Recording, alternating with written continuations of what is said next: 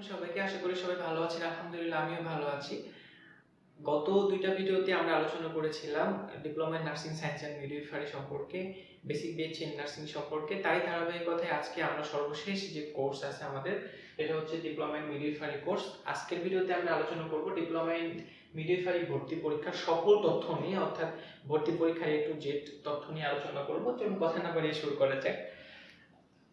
Diploma in মিডওয়াইফারির ক্ষেত্রে প্রথমে আমরা যেটা জানবো সেটা হচ্ছে যে কোন কোন কোর্স অর্থাৎ কি কি করতে হবে। যেমন এসএসসি এবং এইচএসসি মাধ্যমিক এবং উচ্চ মাধ্যমিক পাস করতে হবে অবশ্যই।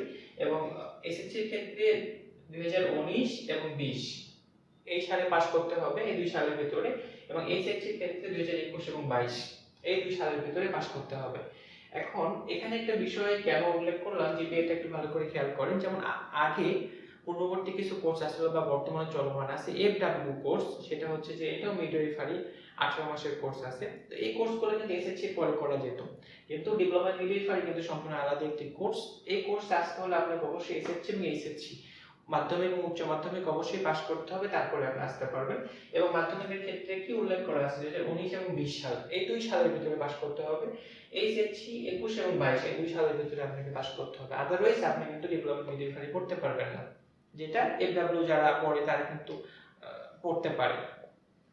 ডিপ্লোমা ইন মিডওয়াইফারি এটা 3 বছরের একটা কোর্স। আচ্ছা, তারপরে যদি বলি আমরা গ্রুপ, এই ডিপ্লোমা ইন মিডওয়াইফারির ক্ষেত্রে আপনি সায়েন্স, আর্টস, কমার্স, মাদ্রাসা বোর্ড, বিএম শাখা থেকে আপনি আসতে পারবেন ডিপ্লোমা ইন মিডওয়াইফারিতে। এরপরে আসি আমরা জিপিএ তে। জিপিএ এর ক্ষেত্রে এসএসসি তে সর্বনিম্ন পেতে হবে 2.5 এবং এইচএসসি তেও পাইতে হবে 2.5। তাহলে 2.5 কত হলো? টোটাল 5 পয়েন্ট, কিন্তু আপনাকে পেতে হবে 6 পয়েন্ট সর্বনিম্ন। কারণ হলো যে ডিপ্লোমা ইন মিডওয়াইফারির ক্ষেত্রে জিপিএ টোটাল এসএসসি এবং এইচএসসি মিলে সর্বনিম্ন আপনাকে পাইতে হবে 6 পয়েন্ট, কিন্তু টোটাল দুইটা মিলে 6 পাইতে হবে, কিন্তু এভারেজ একটাতে 2.5 এবং আরেকটাতে 2.5। এটা বলার উদ্দেশ্য এরকম যে হয়তো আপনি দেখা গেল যে একটাতে 5 পয়েন্ট পাইছেন, আরেকটাতে আপনি 2 পয়েন্ট পাইছেন, তাহলে কি হলো যে 5 আর 2 7 হলো, 6 এর উপরে গেল। কিন্তু তারপরে আপনি কেন পারবেন না? কারণ এখানে বলা হয়েছে যে সর্বনিম্ন 2.5 করে পাইতে হবে। তো এই গেল জিপিএ এর বিষয়। তারপরে আসি আমরা মোট number. Diploma in midwifery in total number আছে আমাদের হচ্ছে 150। এর ভিতরে ভর্তি পরীক্ষা অর্থাৎ বিষয়ভিত্তিক ভর্তি পরীক্ষা যে 100 মার্কের এমসিকিউ আছে, এই এমসিকিউ পরীক্ষা হয় হচ্ছে 100 মার্কের। কোন কোন সাবজেক্ট থেকে হয়? বাংলা থেকে আসে 20 মার্ক, ইংরেজি থেকে 20, গণিত থেকে 10, সাধারণ বিজ্ঞান থেকে 25 এবং সাধারণ জ্ঞান থেকে 25। এইগুলো 100 মার্কের আমাদের এমসিকিউ পরীক্ষা হয়। 150 এর ভিতরে 100 মার্কে এমসিকিউ পরীক্ষা, অর্থাৎ একটা এমসিকিউ এর জন্য 1 মার্ক, 1 মার্ক, এভাবে 100টা এমসিকিউ এর জন্য 100 মার্ক থাকে। আর 5 মার্ক থাকে আমাদের হচ্ছে 40 এ। সর্বনিম্ন 40 পেলে আপনি এই ডিপ্লোমা মিডওয়াইফারি করতে পারবেন কোন বেসরকারি নার্সিং কলেজ ইনস্টিটিউট যেখানে ডিপ্লোমা মিডওয়াইফারি কোর্স আছে। আর আদারওয়াইজ সরকারিতে হলে তো অবশ্যই ভালো মার্ক পেতে হবে এখন যেহেতু প্রতিযোগিতার সময়। আচ্ছা, আর 50 মার্ক কোথায় থেকে আসবে? এই 50 মার্ক বিষয়ে গত ভিডিও যদি আমার দেখে থাকেন সেখানে আপনারা জানবেন, আমি এই বিষয়গুলো বলেছি। এখানে এসএসসি এবং এইচএসসি দুইটার যে গ্রেস পয়েন্ট আছে আমাদের, এই পয়েন্টের ভিতর থেকে ভ্যারি করে। যেমন এইচএসসি টোটাল মার্ক পয়েন্ট কত? 5, এটাকে 4 দিয়ে গুণ দিতে হবে অর্থাৎ 20, এবং এইচএসসি তে 6 দিয়ে গুণ দিতে হবে 30। এই হলো 20 আর 30 50, তাহলে 150। এই 150 মার্ক আমরা কিন্তু পেয়ে গেছি।